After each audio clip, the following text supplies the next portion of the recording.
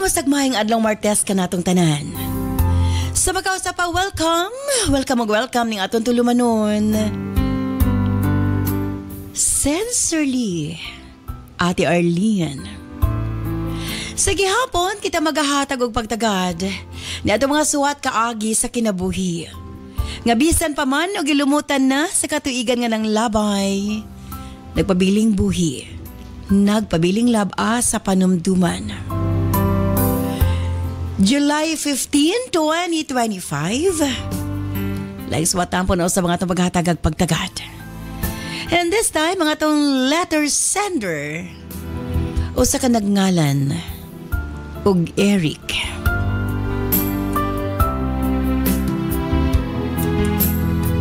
When you stand by Eric alang sa masuwat, of course, brought to us by Nance Herbal Capsule. Ang tinaguri ang natural antibiotics. Kini ang manut-suhot sa kalawasan aron sa pagpakgang sa mga balatian sa panglawas. Huwag tangon ang barabara sa atong mga kaugatan aron nga free nga makadaloy ang mga dugo sa atong tibuok kalawasan. Kay sagad diha magsugod ang mga problema sa barabara nga kaugatan.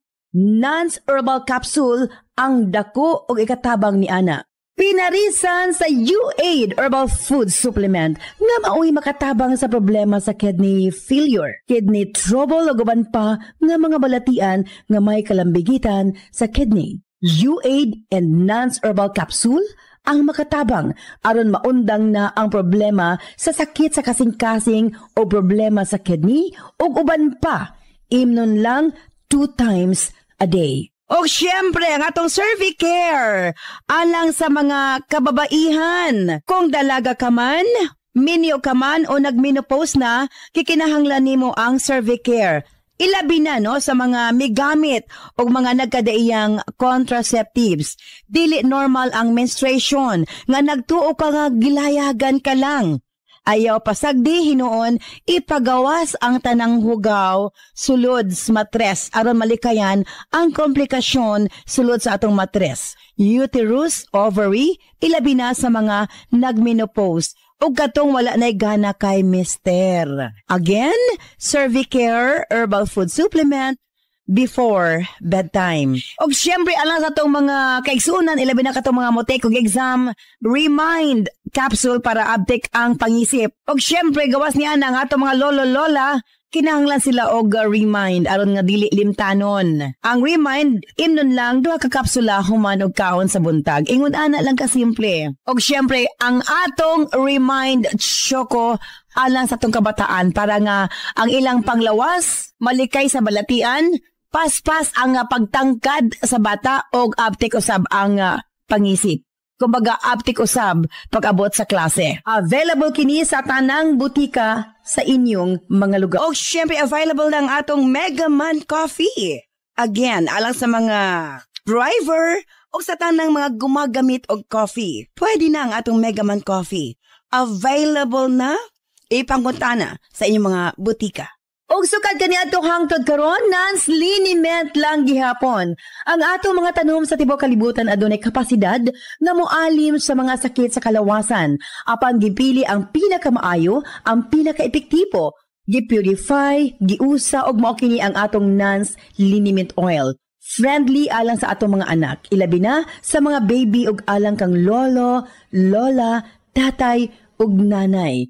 Busa sa tanang panimalay, basta haplas, Nance liniment oil. Available sa 30 ug 60 ml. Siyempre nga itong Nance Corn Coffee, daghan ang mga benepisyo, maka-lower sa risk sa colon cancer, daghan usab kini og vitamins and minerals, unya maka-reduce sa hemorrhoids or almoranas, maka-boost sa immune system, maka-prevent og anemia, sa laktod lami ang imong tulog, maka-reduce og cholesterol, labaw sa tanan malikayan ang Alzheimer's disease, maka-control og diabetes, og ilabi na hypertension, maka-maintain usab sa maayong nga pananaw og nindot nga panit. Og labaw sa tanan, maka-improve sa atong mga kabukugan, bone strength. So kung mga pika na lang, Nance Corn Coffee, daghan kag mga benepisyo nga makuha niini. Available sa halos tanang mga butika sa inyong mga lugar. Sa mga kababayan, Nance Aroma Soap para sa atong private part. Nance Vaginal Soap. Nindot sa mga babae, ilabi na nga daghan og mga skin allergy. Ilabi na nga magkatol-katol ang mga private parts. Nance Aroma Soap, ipanguntahan na sa mga butika. Og nasayad ba kamo? Nga daghan nga mga tanom nga dakog ikatabang nga mawala ang problema sa inyong panagway? Yes, dili na kinahanglan nga mogasto kag mahal para maangkon ang hamis, tino ug puti nga panagway. Available na sa mga butika ang Alena. Again, Alena. Ayaw gamiti og maisog nga chemical ang inyong panagway kay kini ang hinungdan nga magkaproblema kahinuon. Sa Alena Y Chemical, maangkon mo ang hamis, pino, ug puti nga pamanit. Alena, available sa mga butika. Og syempre shout out sa tanang mga suking tigpaminaw, tibuok probinsya sa Bukidnon, and of course, tibuok Visayas and Mindanao and kutob sa maabot sa atong Sibya and sa atong Facebook page live o sa atong YouTube channel. Ayan. Usbong ko standby, Eric alang sa masuwat. Din siyempre sa atong tulumanon, Sensor Lee, Ate Arlene.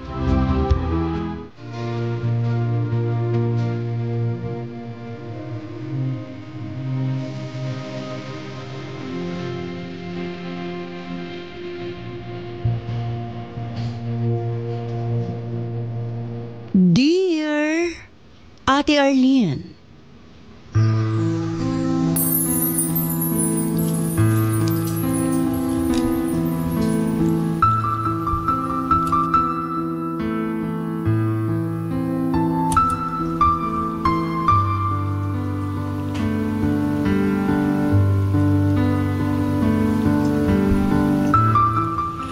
tawagan lamang ko sa pangalang Eric.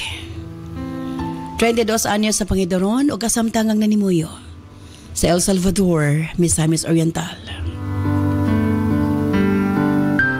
May padangat ko niya akong suwat kaagi sa kinabuhi. Partikular na sa punto legal, ate.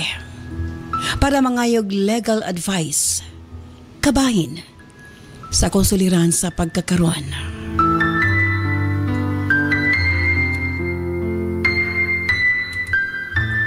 Isa sa kong tinguha, ate. Mao ang makabaton og usa ka buo nga pamilya. Kay nagdako man ko nga broken family. Pareho na akong ginikanan, nagabaton og bag-ong pamilya. Samtang ako nagdako sa akong lolo og lola. Wa na ko nabati ang paghigugma sa usa ka ginikanan. Busa nangandoy ko nga puhon, mausab ang dagan sa akong kinabuhi. Og dili na maagian sa akong mga anak ang akong naagian. Sa edad ng 8 anyos, nakakaton ako sa pagpanginabuhi para makatabang sa akong mga apuhan, ate. Human sa akong klase, mamaligi ako og mga utanon. Ako kining ihaniyag sa mga tagbalay, ate. Ang uban mapugos og palit, dala sa kaluoy.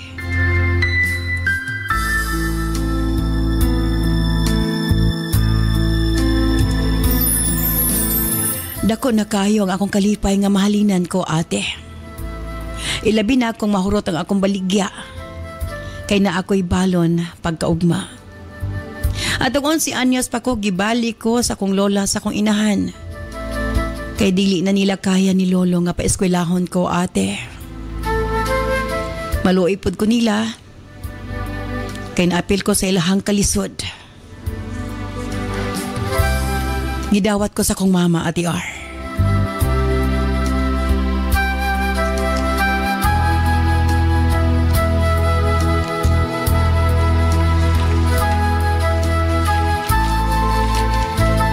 Apan, bisan kanusa, samtang na ako sa iyang kiliran, wala ko nabati ang gugma o pagpangga sa usa ka inahan, ate. Sige lang ko niya kasabaan. Huwag ipa-absent para magbantay sa iyang mga anak. Gimaltrato ko sa iyang kapuyo. Apan dili ko niya maprotektahan. Busa milayas ko sa iyang poder ug mipauli sa kong apuhan, ate. Nakaundang ko og grade 5. Gihatod ko sa kong lolo sa usan nako kauyuan sa Initaw, Misamis Oriental. Naarang-arang ang akong kahimtang, ate, kay palangga bang ko nila sa iyang asawa ug mga anak. Ila kong gipa-eskwela hangtod nga nakagraduate ko sa high school, ate. Wa na ko nakapadayon sa college kay nakatrabaho man ko sa usa ka mall sa Iligan ug didto na ko nakaila si Rose.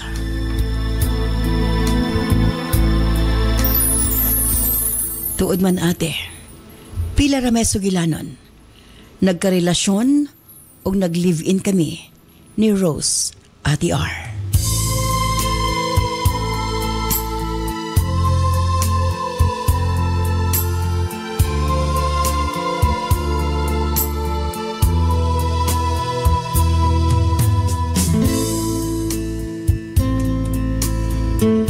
Og pila ka bulan, nagmabdo siya. Pagkahuman sa mong kontrata sa mall, ate, imbes nga ma-regular ko, nagdesisyon si Rose nga mamauli mis ilaha sa Misamis Occidental. Wa ko'y choice kung dili mo uban sa iya, ate. Kay dili man ko gustong malayo kang Rose ug sa among anak. Nakipuyo mi sa iyang ginikanan, ate. At tung una, okay pa ang tratar sa iyang pamilya nga rikanako. O para na ay pagkakitaan, nagpatabang ko sa uyuan or sa akong uyuan, pangkapital og negosyo, ate. Nag-ihaw-ihaw ko og baboy, ako ipautang, ug matag kinsinas, maningil ko, ate.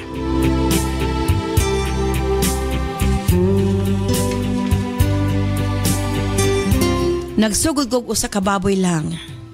Hangtod, miabot na og 3 ka baboy ang akong ma-dispose sa usa ka semana. Daghan ako mga suki, ate. Hangtod nga ako na pong nasuki ang usa ka meat shop. Nindot ang nahimong dagan sa akong negosyo. Apan tungod sa akong sobrang pagsalig sa mga igsuon o ginikanan ni Rose. Ate, may taob ang akong negosyo. Kay midagan man, gisibat sa igsuon sa kong asawa ang mga nasingil ni ini, ate. Ang igsuon man ang akong isaligan sa pagpaningil. Unya ang mga kwarta nga giutang sa iyang pamilya sa amo. Wa na nila pamayri. Hinungdan nga naupos nagyod ang akong pasensya ngadto kanila. Ati magduhan ang among anak na higayuna ug magpakasal na unta. Apan nahanaw akip ang tanan namong tinigom tungod sa iyang pamilya, ate. Medyo nagkalabuan mi ni Rose. Kay masuko man siya og paninglan nako ang iyahang pamilya. Miabot sa punto nga halos malunod ko sa depression, ate. Wa ko nasayod kung unsaon nako pagbangon. Napa ko'y mga utang nga kinahanglang bayaran, ate. Napa ko'y motor.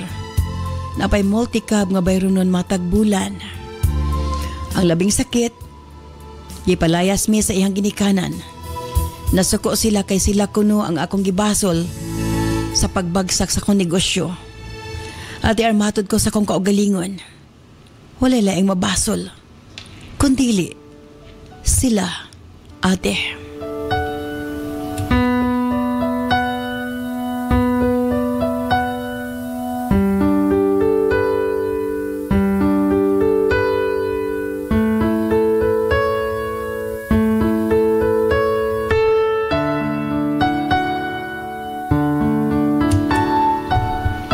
Kay sila nakapahimulos sa among kwarta. Harap-harapan mi nilang giskam, ate. Ug para way gubot, namalhin mig puyo. Nagrenta mi og balay nga layo sa ila. Kay gusto nako nga magmalinahon ang among kinabuhi. Wala nako or wala na ko nakabawi sa akong negosyo, ate. Gipahulam kong usab sa kong uyuan og kapital. Apan, gikuha na ang akong mga daang suki sa pamilya ni Rose. Kay sugad nga mihawa mi, sila naman ang nagpadayon sa among negosyo. Gignan ko ni Rose nga pasagda na lang kuno namo ang iyang pamilya. Kay dili na siya gusto og samok. Bisan sakit kanako ang gibuhat sa iyang pamilya. Ako na lang gipalampas, ate. Naningkamot na lamang ko para na ay mubuhi or mabuhi nako ang akong pamilya. Medyo lisod. Kay garenta man migbalay. Walag tuo ang akong bayro noon, ate. 9 kabulan ang among kamanghuran sa dihang nananghid ko kang Rose. O nananghid si Rose kanako, ate. Nga gusto ko nun niya nga mo abroad para ko na makatigumi pangpuhunan sa among giplano nga negosyo sa litsunan. Dili unta ko mosugot kay dili ko gusto nga magkalagyo mi, ate.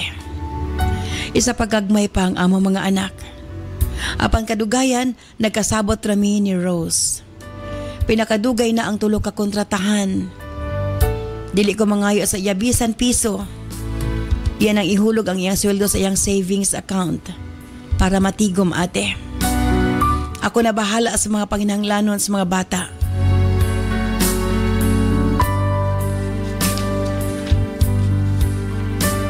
Naaman po ko'y income, ate, nga gamay sa akong negosyo. Maayo nga mo sabot ni Rose, ate. Una siya milarga. Maayo nga mo ang pagtinagdanay sa usag-usa. Apan samtang tuwa siya sa abroad. Daghan na kayo ang nakaabot sa ako nga mga balita. Kapadala siya sa iyang pamilya. O kwarta. Gani, nang hulam pa sa iyang usa ka igsuon o kwarta para sa dibo sa anak ni ini. Bongga kaayo ang dibo, ate. Pero wag gani miimbitaha. Mismo ang bana sa igsuon ang nagsulti kanako. Kay siya pod, wa man kaangay sa batasan sa pamilya ni Rose. Pareho man may nga kontra sa maugangan. Apan wa na ako kini gisukmat kang Rose, ate. Kay di ko gusto nga magka-problema mi. Kay lagyo rabi mi sa usag-usa. Nahuman ang iyang kontrata, ate. Hangtod may pauli na siya dinhi sa Pilipinas. Maayo pa ang among buo sa usag-usa at higayuna. Bisan gamay nga pagpanukmat, wa na ko buhata. Kay gusto ko nga siya mismo ang musulti nako kung asa ni adto ang iyang kwarta.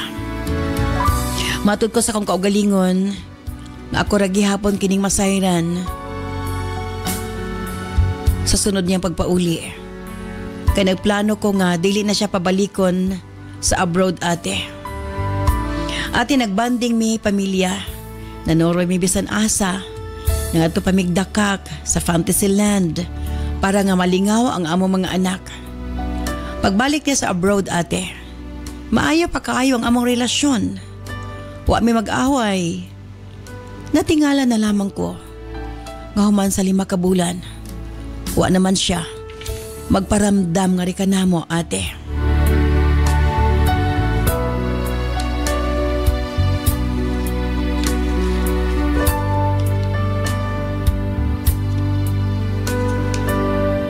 Bisag unsa na ko og chat og tawag sa iya sa messenger.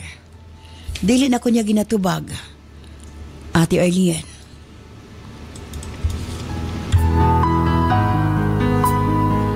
Hangtod nga giblock na ko niya. Naglakas loob ko nga mangutana sa iyahang ginikanan og mga igsuon. Apan usa lang ang ilang tubag nako. Wa ko no sila kabaho, ate. Halos pag-upat ka tuig nga wa mabakita si Rose kanamo. Solo na kong gipadako ang ako mga anak. 7 ka tuig pa lang ang among kamagwangan, samtang 4 ka tuig ang among kamanghuran. Sa diyang iyaming gibiyaan, ate.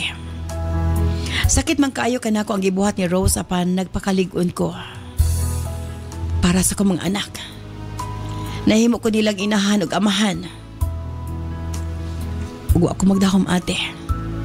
Sa kalit lang, magpakita si Rose kanamo.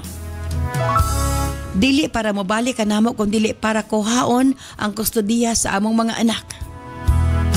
Mag-11 anyos ng among kamagwangan samtang mag-8 anyos ng among kamanghuran. Wa ko masayod nga nagpakasal na di siya sa lain, Ate R. Matod niya bisan unsa kuno akong buhaton, wa kuno ko'y laban. Makuha kuno niya ang among anak. Kay dili mi kasal, ate. Kini ang akong ikahadlukan. Mahadlo ko mawala ka na ako ang mga bata. Dili tingali na ako makaya, ate. Palihog. Tambagi ko. Sincerely yours, Eric.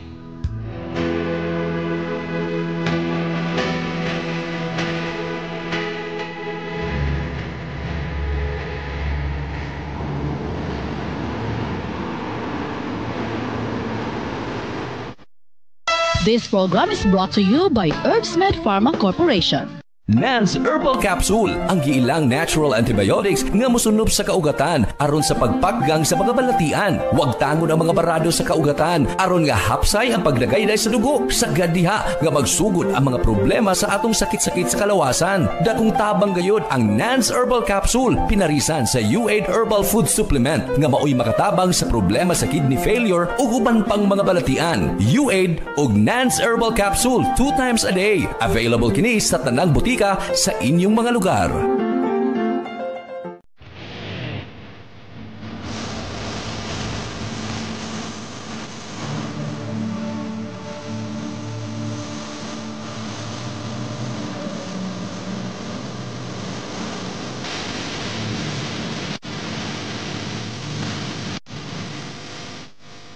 Daghang salamat kanimo, Eric, sa imong pabadangat imong suwatan pa ni atong tulumanon sa Sensory Ate Arlene.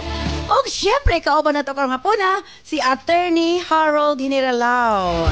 Attorney, mayong hapon nga na kanimo. Mayong hapon, Ate R, o sa tanan nga naminaw ning atong Sibian sa Radyo Sincero, o sa tibok probinsya sa Bukidnon, o sa tibok Pilipinas. Maabot sa atong Sibya. Mayong adlaw ka na atong tanan. Okay.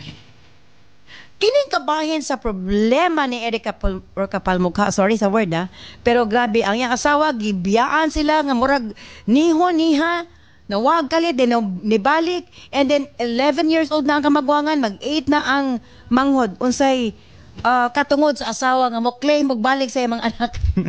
Grabe po. Mo lagi ate, no?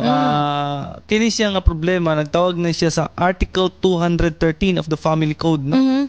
Nga nagingon nga below 7 years old, ang custody sa mga bata naagyod sa inahan. Below 7 years Below old. 7 years old. Yes, that is explicit sa Article 213. Bisan pa ba pananglitan?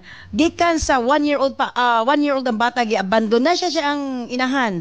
May balik siya pagka 6 years old, doon na siya katungod nga makuha? Well, that is the general rule. But you know, Ate R, every general rule has an exception. Okay. So therefore, pag abot o exception, dito na tatanawon ang case ni Eric. I see. So, under sa Article 213, as a general rule, below 7 years old, custody gid sa wife, no? Or sa mother. Ang bata kay below 7 years old man. Yes, pero nagingon po ang atong Supreme Court no nga, there are compelling reason. And one of those is abandonment, no? Okay. Kung gi-abandon sa mama ang iyang mga anak. Of course, no, niya ayhan lang siya ni balik kay gusto niya i-claim. Dili siya maka-insert, makakuan o maka-assert og right under Article 213. I see. Kay na may abandonment nga nahitabo, Ate R. Okay. So klaro kaayo nga kung i-abandon, pero mag-away gyapon sila sa korte ana, attorney. Dapat gyapon nga i-prove sa iyang kapikas ni Eric nga gi-abandon sila. Yes, Ate R. So basically ang mabuhat ani is katong iyang wife, no? Kapalmoks gid kayo, looy kayo. Di na to makuanan o murag kasagaran na to makuanan amahan ni biya sa anak ug sa inahan.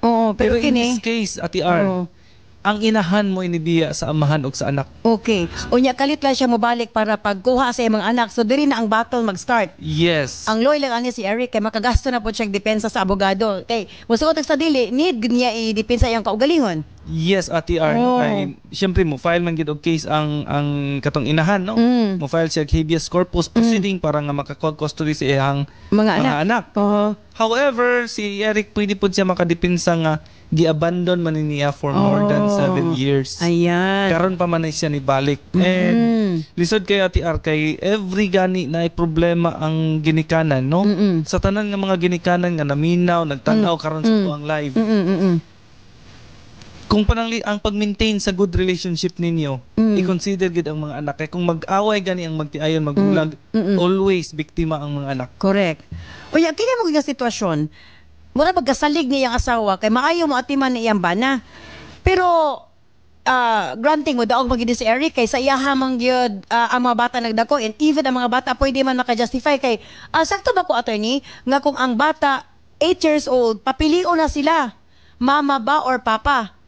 Tama ba? Regardless kung unsay kaso, problema, pero ang mga anak mapilion kay above 7 years old, kung ang pilion sa bata is mama, dili na makapugos ang amahan. Yes, Ate R, no, ang sa sulod sa balaod, Ate R, ang barometer, no, kung kinsa gid ang magkatiman sa bata is kinsa ang makahatag og best interest sa child. Emotionally, physically, financially, kinsa man gyud ang mas makahatag og best interest sa bata. Pero pananglitan, attorney, ingon ani man gyud na. Pananglitan kwartahan na si Rose. Kung may mo kag best interest sa bata, financially, emotionally, syempre kung kwartahan ang inahan, emotionally ang bata malipayan gyud na, no. Unya, kung maingon ka nga financially, kung kwartahan ang inahan, doon na by chance nga basig mabaliwala ang kakapoy ni Eric o pananglitan. Mas kwartahan ang inahan, mas capable ang inahan magpadako, mapa-eskwela, mapahuman? In this case, Ate R, bisan pag unsa ka kwartahan ang inahan pag abot sa panahon, no, katong yan ang gina-claim ang iyang mga anak. Pero on the basis of abandonment, mas dako pag yun og katungod si Eric. I see. So bahala diag na kwartahan siya.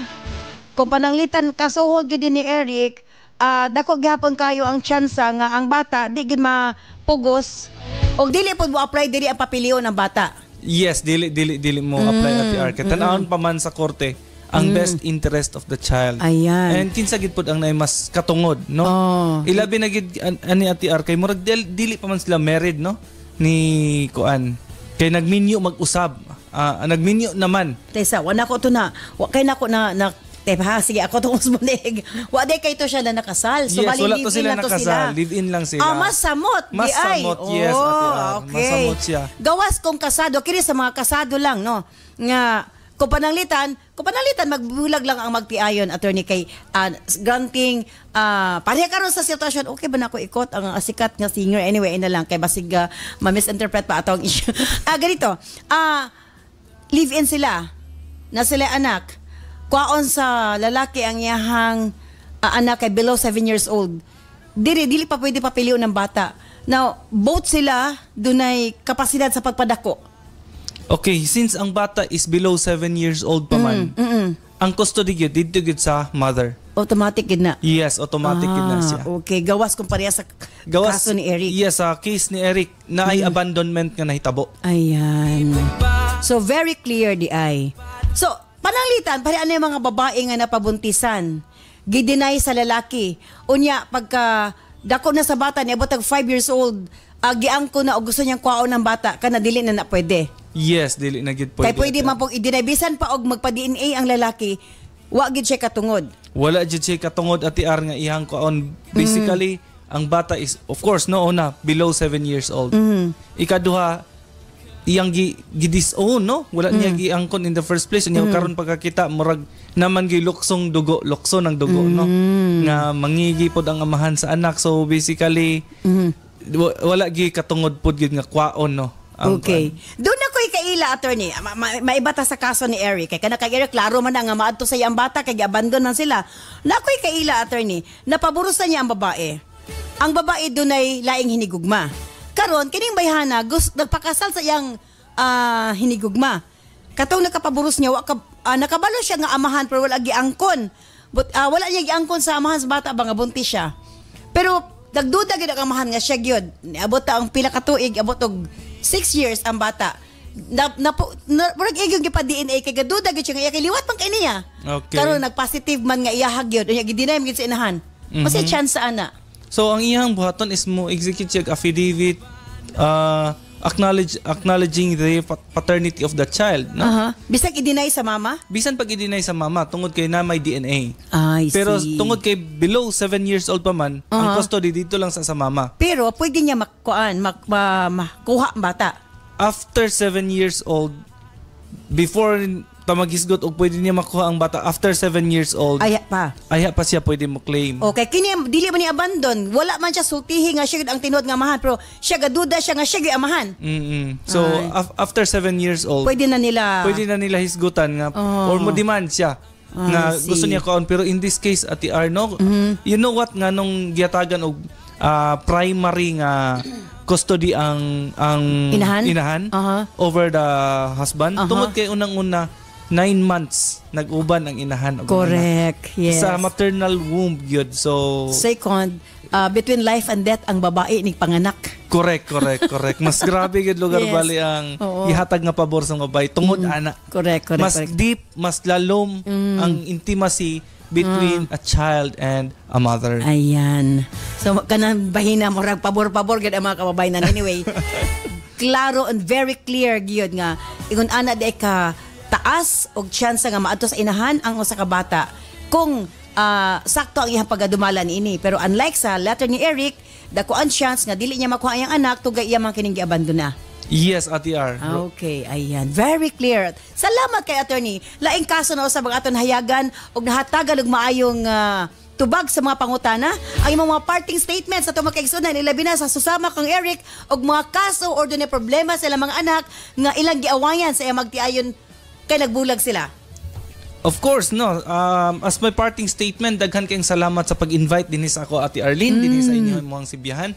Daghang salamat po sa Swerte Party List, no? Nga mo gid po nagpaluyon ning atong programa sa HMPC og sa tanan nga naminaw ning atong sibihan. Padayon mo pagpaminaw ning atong programa nga walay laing agalon kundili ang balaod, walay laing giya kundili ang konsensya, ug walay laing tumong og tinguha kundili ang pagkabot sa hiniusang hostisya. Kini na lamang si Attorney Bimboy Hiniralao. Daghang salamat. Gitugot lang niya ang sakit, ang hilom na kabalaka, apan ang kahinsog sa matris, dili ang ay pasagdan. Cervicare Herbal Capsule, makatabang sa pagmintinar sa himsog na cervix sa kababayenan, at dunay natural na antimicrobial ug anti-cancer. Luwas, natural ug epektibo para sa imong proteksyon ug kalinaw sa unahuna. Piliya ang Cervicare Herbal Capsule. Cervicare Herbal Capsule, kang imong kinabuhi angay ampian, approved by FDA. Ang sekreto aron dili mawalahi sa pagtuon sa klase inyong mga anak. Pain na sila sa Remind Junior Chocomix Powder Drink aron makatabang sa ilang pagtubo, magpapabright ug protektado sa mga klasikasing sakit. Inom na sa Remind Junior Chocomix Powder Drink aron dili makalimtan ilhan ditunan sa klase ug basin pa mutapwan na sa sunod. Remind Junior Chocomix Powder Drink, magpapabright, approved by FDA. Again, thank you so much Attorney Bimboy Harold Hiniralao sa maayo-kaayo nga mga explanation. And of course, thank you so much, Eric. Well, sa unang bahin sa imuhang sulat, nga halusot doon na, no, sa imuhang kung mga matawag tang mga hilaw nga in-laws. Ang paghulam sa imong kwarta, abi mo, usahay kinahanglan ta mo ingon og no para sa tong kaugalingon. Dili kay bisan og walang-wala ka na halalang sige lang gihapon. Okay ra gid mo ingon kag wa kung wa gyud kay kahatag. Sa pikas bahin, klaro man kay gisulti ni attorney nga taas kag laban, ayaw kahadlok, ayaw papakawala sa paglaom.